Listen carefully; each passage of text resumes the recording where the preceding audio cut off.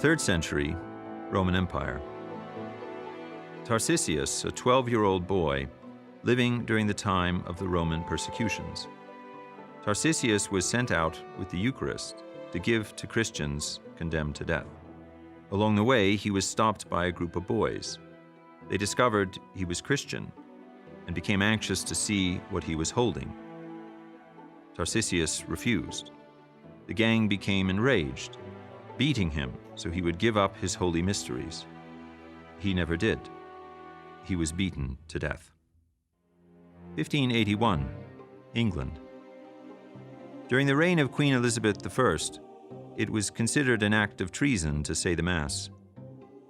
To make matters worse, there was a bounty on the head of any priest. Heedless of these conditions, Edmund Campion, an Englishman, seeing his countrymen deprived of the Holy Eucharist, traveled on foot and in secret to Rome to join the Jesuits.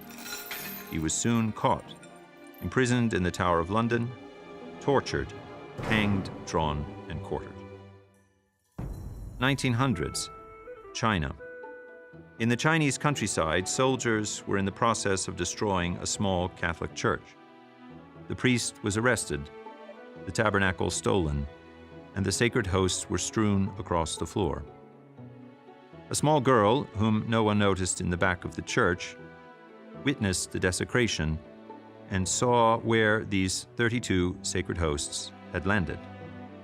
For each of the next 32 nights, she snuck past the guards back into the church, prayed in front of the Eucharist, and consumed them one by one. On the last night, after the girl had received the final Eucharist, she accidentally woke the guard. He chased her down and beat her to death. 1224, Assisi, Italy.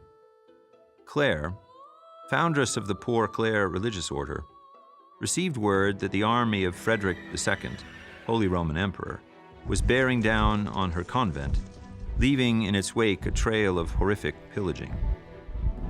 Clare went out to face the invading army with nothing more than the Eucharist in her hands. She raised the host high into the air, praying God to save her convent. The invading army was gripped with fear and fled without harming a single soul.